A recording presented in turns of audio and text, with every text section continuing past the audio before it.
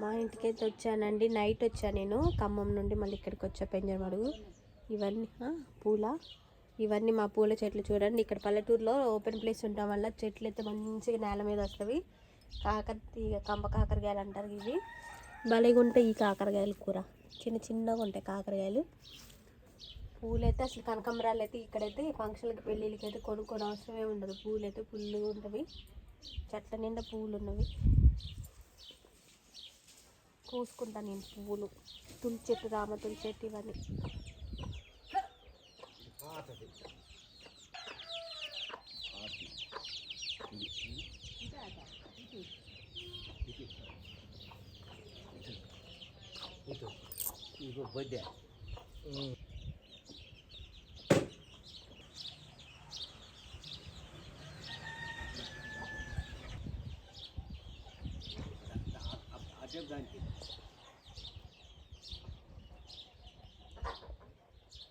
ఇవి వచ్చేసి కాడమల్లెలు అంటారు. సేమ్ మనకి మల్లెపూలాగా ఇచ్చిద్ది పువ్వు, కానీ స్మెల్ అయితే ఉండవు. ఇవి కనకాంబరాలలో వేసి అయితే కట్టుకుంటారు. ఇక్కడ ఎక్కువగా ఉంటాయి ఇవి. ఊర్లలో అయితే ఈ కాకడ మల్లె అంటారు, కాడమల్లె అంటారు. ఈ కనకాంబరాలు అయితే అందరి ఇళ్ళల్లో ఉంటాయి అన్నమాట. సో ఈరోజైతే ఎల్లమ్మ తల్లికి అయితే పాలు పొంగిచ్చి అయితే కొబ్బరికాయ అయితే కొట్టానండి. ఇగో మాకు ఎల్లమ్మ వచ్చి ఇప్పుడు 2 సంవత్సరాలు. మళ్ళీ మే వస్తే మళ్ళీ 3వ సంవత్సరంలో కూడా పెట్టుకోవాలి. 3 సంవత్సరాలు పెట్టుకున్న తర్వాత మనం ఏదన్నా అనుకునే నెరవేరితే మళ్ళీ పెట్టుకుంటారు, శుభకార్యాలకి పెట్టుకుంటారనమాట. సో ఇంట్లో కూడా పూజ అయితే చేశాను, అమ్మ వాళ్ళ ఇంట్లో పూజ. వచ్చేసి మా ఉప్పలమ్మ గుడి అనమాట. మేము వచ్చినప్పుడు వస్తా పోతే ఎప్పుడు వచ్చినా సరే ఉప్పలమ్మ తల్లికి అయితే కొబ్బరికాయ కొట్టిపోతా, చల్లగా చూడని. ఇటు పుట్టింటి వాళ్ళు మెట్టినింటి వాళ్ళు అందరూ బాగుండాలని ఈ ఉప్పలమ్మ తల్లికి అయితే దండం పెట్టుకొని వెళ్తా. పెళ్ళి 17 సంవత్సరాలు వచ్చినప్పుడల్లా కొబ్బరికాయ కొడతా. వీళ్ళు ఉన్నప్పుడు పాలు కూడా పొంగిస్తా. శుక్రవారం టైంలో వస్తే పాలు కూడా పొంగించి కొబ్బరికాయ అయితే కొడతా అనమాట. సో ఈరోజు నేను కొబ్బరికాయ కొట్టానండి. పండు పండింది. సో పండు పండితే చాలా మంచిది అంటారు. సో మా ఉప్పలమ్మ తల్లి అందరూ బాగుండాలని దండం పెట్టుకున్నాను. సో మీరందరూ కూడా మా వీడియో చూస్తున్నాం, మీరందరూ కూడా బాగుండాలని మనస్ఫూర్తిగా అమ్మవారికి అయితే మొక్కుంటున్నాను. ఖాళీ ప్లేస్ అండి మాది. ఇటువైపు ఇంటిలో గిన్నె చెట్టు, మందార చెట్లు, నిమ్మ చెట్టు, ఇవి మా గోరింటాకు, మల్లె చెట్లు ఇవన్నీ ఉన్నాయి. ఇవైతే మొన్న మేలోనైతే దాదాపుగా 5-6 కేజీలు మల్లెపూలు అయితే పూసాయి అనమాట. బాగా పువ్వులు పూస్తవి. సో ఇక్కడ కనకాంబరం చెట్లు చూసారుగా, నీళ్ళు ఉన్నా లేకపోయినా ఇవి నేల మీద ఉండైతే పువ్వులు అయితే బాగా పూస్తాయి అనమాట.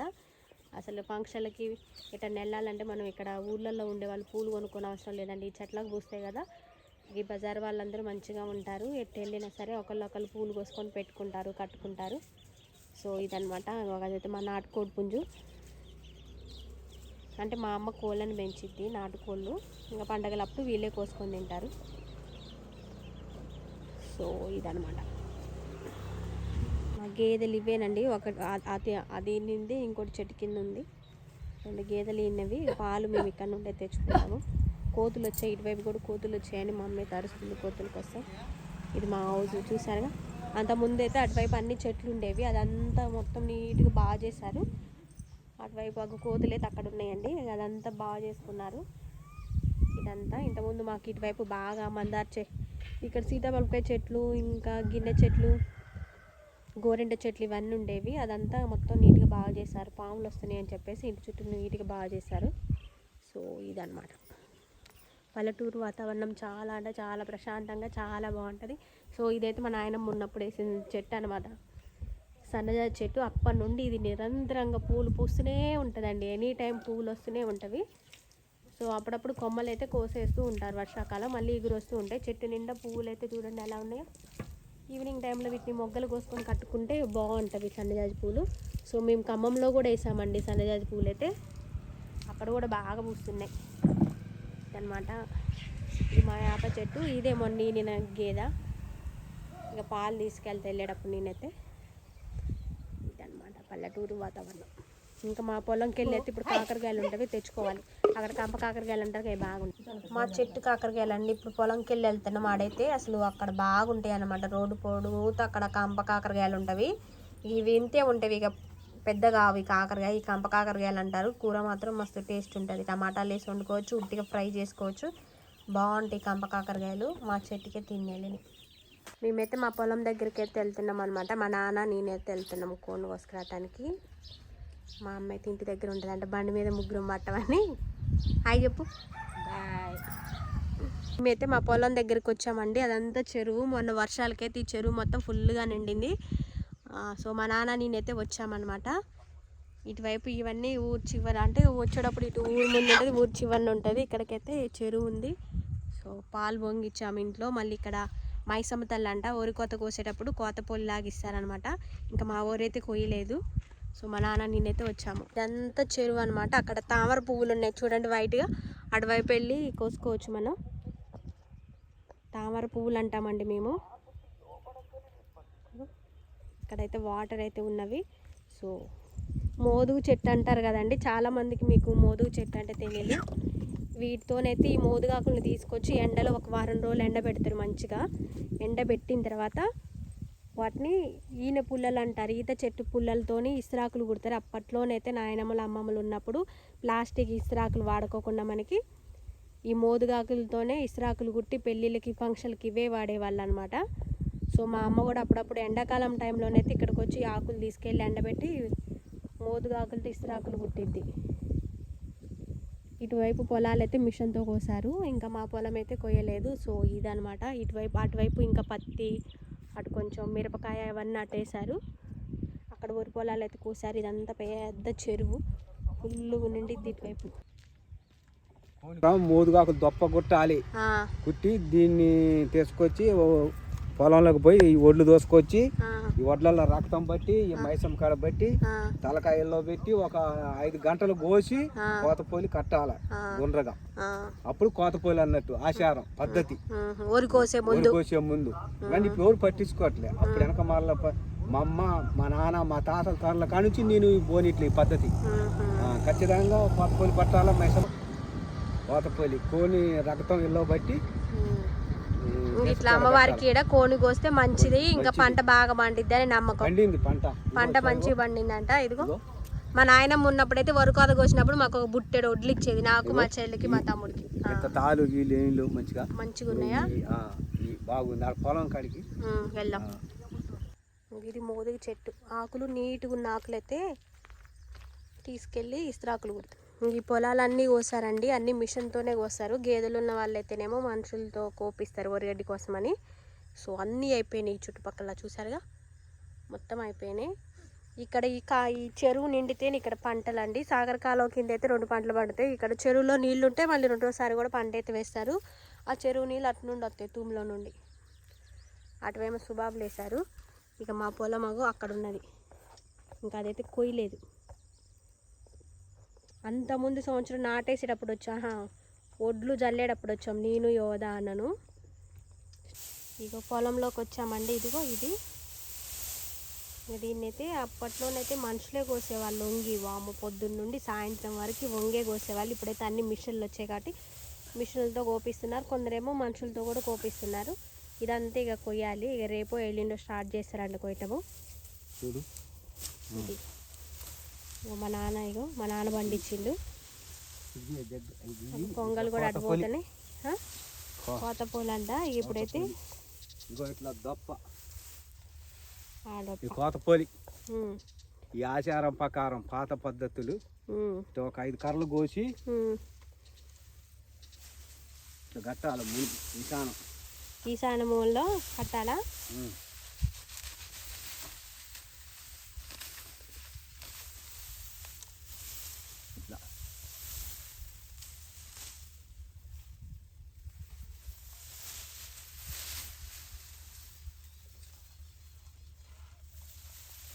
అలా మళ్ళీ ఆ వడ్లను అలా మూటలాగా కలుపుకున్నాను, ముడిలాగా.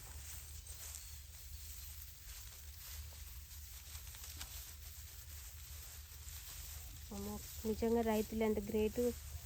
పొద్దుస్తమానం ఎండలో పని చేయాలి, పంట పండాలి. పంట పండితే వాళ్ళ అప్పులు తీరిపోతే, ఒకవేళ పంట సరిగ్గా పండపోతే మళ్ళీ అప్పులు అవుతాయి కదా. ఇది చిన్న కాలువ, నీళ్ళైతే రావట్లేదు. ఇప్పుడు వరి కొత్త సీజన్ వచ్చింది కాబట్టి ఇక నీళ్ళని ఆఫ్ చేశారు. అలా ముడిలాగా వేస్తున్నారు. మొత్తం ఒక 2 మండల్ని కలిపి ముడిలాగా వేశారు. ఇదన్నమాట ఇక మా పొలము. ఇటు కోత పొలం అయితే అలా కట్టేసుకొని ఉంచి ఇక మంచి రోజు చూసి వరి కోత కోయటం స్టార్ట్ చేస్తారు. తీసా అట్లా ముడిలాగా వేశారు. ఇది కోతపొడి. ఇది దీంట్లో ఒడ్లు అట్లా మనం తెచ్చిన పాయసం అలాంటిది ఉంటుంది. పొలాల పక్కనైతే ఎక్కడ పడితే అక్కడ కాకరకాయలు, కంప కాకరకాయలు అంటాం కదండి, అవైతే పండు పడినాయి. మా అమ్మ వస్తే కాకరకాయలు అయితే దోలాడేది అనమాట. అక్కడ ఉంది చూసారు చిన్న కాకరకాయ. చెప్పులు అయితే పైన పెట్టొచ్చా నేను, ఇంకేడొక కాకరకాయ దొరికింది. ఇగో మా పొలం సైడ్ వస్తే ఇవి కాకరకాయలు బాగుంటాయి, కంప కాకరకాయలు అంటారు. అసలు ఏముంటాయండి, మా అక్క వాళ్ళు, మేము, మా చెల్లె, మా తమ్ముడు వాళ్ళు వచ్చినప్పుడు ఈ కంప కాకరకాయలు బాగా కోసుకొని వెళ్ళే వాళ్ళం ఇంటికి. సో ఇదనమాట మా పొలం. నడుచుకుంటే అయితే పైకి కట్టెక్కుతున్నాను పొలంలో నుండి. ఇవన్నీ పొలాలు కోసేసారు. మా పొలం అక్కడ ఉంది.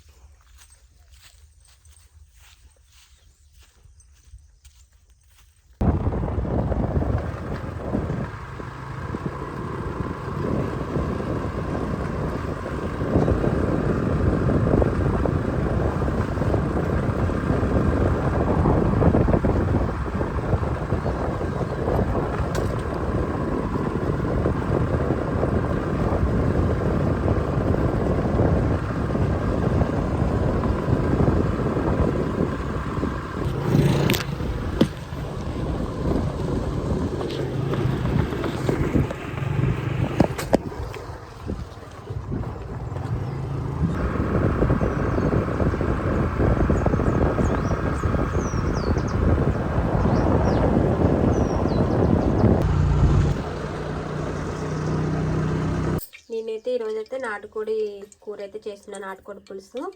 దానికి ఒక నాటుకోడి కేజీ తీసుకుంటే దాన్ని అంతా క్లీన్ చేస్తే మనకి దాదాపు 30 కిలో చికెన్ అయితే వచ్చిందనమాట, నాటుకోడి చికెన్. స్టవ్ వెలిగించేసి కుక్కర్లో పెట్టే త్వరగా అవుతుందని నూనె ఒక 2 పావులు ఆయిల్ వేసి దాచిన చెక్క, లవంగాయ, అలానే యాలుక్కాయ తీసాను. ఒక పెద్ద సైజు ఉల్లిపాయలు అయితే ఒక 2 తీసుకొని నీట్గా కడిగి కట్ చేసి పెట్టుకున్నా. ఇప్పుడైతే ఉల్లిగడ్డలు వేసుకోవాలి, వేసుకొని కలుపుకోవాలి. ఇది వచ్చేసి నాటుకోడండి.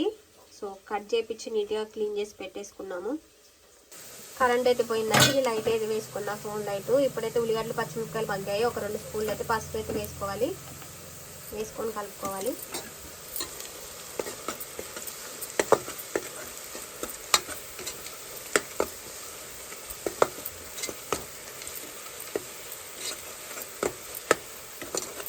ఒక 2 నిమిషాలు మగ్గనివ్వాలి. ఫస్ట్ అల్లం వెల్లుల్లి పేస్ట్ వేస్తే అడుగంటినట్టు అవుతుంది కాబట్టి అల్లం వెల్లుల్లి పేస్ట్ వేయనండి నేను. ఇప్పుడు ఈ పసుపు వేసి మగ్గిన తర్వాత చికెన్ వేసుకోవాలి. ఇప్పుడు చికెన్ వేసుకొని కలుపుకోవాలి. చికెన్ వేసిన తర్వాత ఒకసారి అయితే మొత్తం అయితే కలుపుకోవాలండి.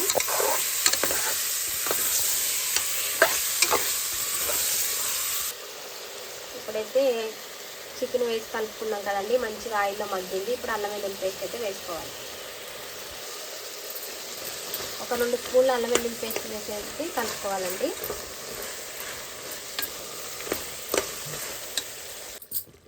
మంచిగా అయితే మగ్గిందండి, నాటుకోడి అయితే మంచిగా నూనెలో అయితే మగ్గింది. ఇప్పుడు కారము, ఉప్పు వేసుకోవాలి. ఇది కారం లేని కారమేనా మనకి. ఓ 3 స్పూన్లు అయితే కారం అయితే వేస్తున్నా. అలానే ఒక 3 అంటే ఉప్పు పోసి పట్టించారు, ఉప్పు పోయకున్నామా. అవునైతే ఒక 2 స్పూన్లన్నర అయితే సాల్ట్ అయితే వేస్తున్నానండి. మళ్ళీ సరిపోతే వేసుకోవచ్చు, ఒకేసారి వేస్తే ఉప్పు కష్టం అయితే. సో ఇప్పుడైతే కలుపుకొని ఒకసారి మూత పెట్టుకోవాలి.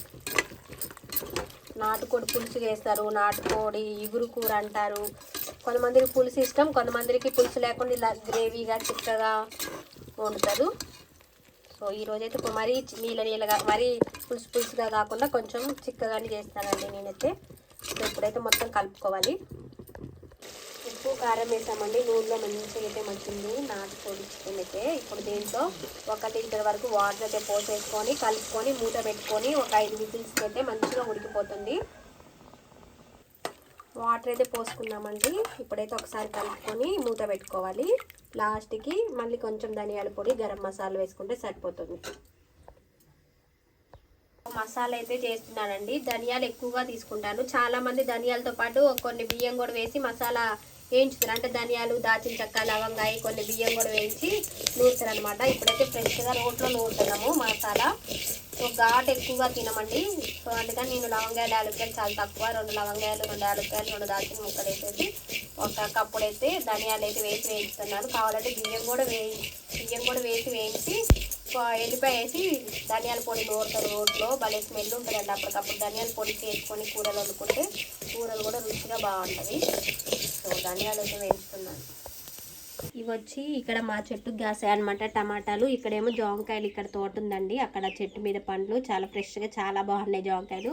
ఇవి వచ్చేసి టమాటాలు కోసింది అనమాట, కోతులు బాగా తినేస్తున్నవి, సో అందుకని కోసింది. ఇవి కూడా దోసకాయలు ఇక్కడే కాసినవి, ఇటువైపు పొలంలో అక్కడ వేస్తారండి. పత్తి మిరపకాయ పక్కన మనకి మిరప చెట్లు పక్కనే మళ్ళీ కూరగాయలు కూడా పెట్టుకుంటారు అనమాట. ఇక కోతులు పాడు చేస్తున్నాయి అని చిక్కుడుకాయలు కూడా కోసింది, అటువైపు సందులో వేసింది. అయితే దోసకాయలు అలానే నిమ్మకాయలు కూడా కోతులు తెంపి పాడు చేస్తున్నాయి. నిమ్మకాయలు, దోసకాయలు, టమాటాలు ఇక పచ్చిగా ఉన్నప్పుడే కోయాల్సి వచ్చింది. ఈ పచ్చి వాటితో కూడా టమాటా పచ్చడి చేస్తే చాలా టేస్ట్గా చాలా బాగుంటుంది.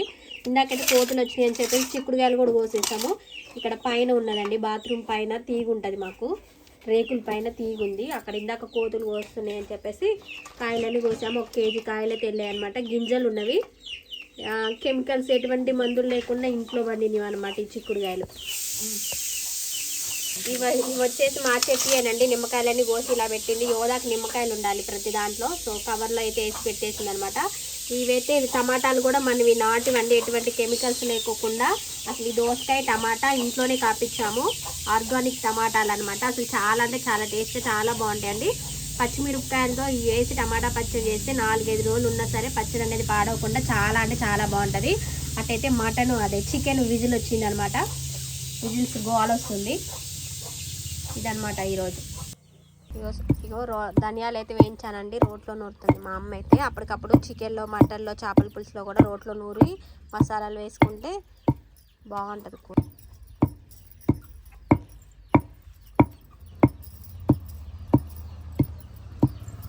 ఇవి మా బాత్రూమ్ పైన రేకులు వేసామండి. ఈ చిక్కుడు తీగ మొత్తం ఇలా బాగింది, కింద ఇటు ఉన్నది చెట్టు మొత్తం. బాగా ఇంకా ఉన్నాయి, సగం కోతులు తిన్నవి. ఇవేమో నాటు చిక్కుడుకాయలు, హైబ్రిడ్ కాదు, 3-4 గింజలే ఉంటవి. అవి ఇంట్లో చిక్కుడుకాయ టమాటా వేసి వండినా బాగుంటాయి, ఉట్టి చిక్కుడుకాయ కూర చేసుకున్నా కూడా బాగుంటుంది. ఈ రేకుల మీదకైతే తీగైతే పారిందాకు గెలలు ఆల్రెడీ సగం కోతులు అయితే వచ్చి మొత్తం తినేసిపోయినాయి. ఇటు చింత చెట్టుకు కూడా వచ్చేసింది మళ్ళీ తీగ, మొత్తం పై దాకా పోయింది, పైన వరకు ఉన్నాయండి. ఇందాక కోతులు వచ్చి చింతకాయలు కూడా రాలిపోయి. ఇక మొన్న నేను చింతకాయ తొక్కాను, ఇంకా ఆ వీడియో అయితే పెట్టలేదు, పెడతాను. ఇవైతే చింతకాయలు ఇంకొంచెం పండితే పైన వాటిని రేకులు తీసి రోట్లో వేసి తొక్కి ఆ పేస్ట్ని ఫ్రిడ్జ్లో కూడా పెట్టేసుకుంటాను అనమాట. ఇది ఇక చూడండి చిక్కుడుకాయలు, కోతులు వచ్చాయి, కుక్కలు అయితే అరుస్తున్నాయి చూసారా. వేయలేదమ్మా, వేసి వస్తా. చూడండి భలేగుండి. ఇవైతే నాటు చిక్కుళ్ళు అనమాట, మొత్తం గెల నా చేయ కనపడుతుంది. నాటు చిక్కుళ్ళు గెల మొత్తం వచ్చేసేవి, ఫ్రెష్ కాయలు అనమాట. టమాటా వేసిన, ఉట్టి చిక్కుడుకాయ వండిన సూపర్గా ఉంటుంది. పచ్చిమిరపకాయలు కారం వేసి చేసినా బాగుంటుంది, ఎండి కారం వేసి చేసినా బాగుంటుంది. సో ఇన్ని వచ్చినాయి చిక్కుడుకాయలు. స్టవ్ అయితే ఆఫ్ చేశానండి. 5 విజిల్స్కి అయితే మంచిగా ఉడికిపోయింది, చూసారు కదా. నాటుకోడి పులుసు అనమాట. ఇప్పుడు కొత్తిమీర ఉంటే వేసుకోండి. ఇక్కడైతే మా అమ్మ వాళ్ళ ఇంటి దగ్గర అయితే కొత్తిమీర అయితే లేదండి. ఇప్పుడు నూనె పెట్టుకున్న మసాలా అయితే వేస్తున్నాను. ఇప్పుడైతే దీంట్లో ఒక 2 స్పూన్లు అయితే ధనియాల పొడి వేస్తున్నాను. కావాలంటే మీరు గరం మసాలా అయితే వేసుకోండి. మేము ఎక్కువ మసాలాలు వేసి అయితే నేనైతే మసాలా అయితే నూరనండి. కావాలంటే లవంగాయలు ఎక్కువ, దాచిన చెక్క, యాలకులు ఎక్కువ వేసేసి కొన్ని ధనియాలు కొంచెం తగ్గించేసి కూడా మనం గరం మసాలా నూరుకుంటే ఘాటుగా స్పైసీగా చాలా బాగుంటుంది.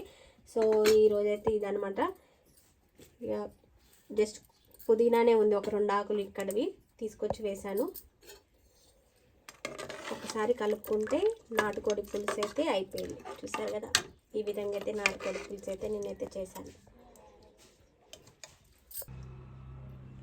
చూసారు కదండి, నేనైతే కుక్కర్లోనైతే నాటుకోడి పులుసు అయితే చేశాను అనమాట. చాలా టేస్ట్గా చాలా బాగుంటుంది. సో చిక్కగా చాలా బాగుంది. మరి పులుసు కూడా నీళ్ళ లేకుండా ఇలా ఉంటే సరిపోతుంది అనమాట. సో నేనైతే నాటుకోడి పులుసు అయితే చేశానండి. మా పిల్లల్ని, మా వారిని వదిలిపెట్టి మా పుట్టింటికి అయితే వచ్చి నాటుకోడి వండుకొని తింటున్నా. సో ఇదనమాట, అయిపోయిందండి. థ్యాంక్ యూ అండి, పూర్తి వీడియో చూడండి.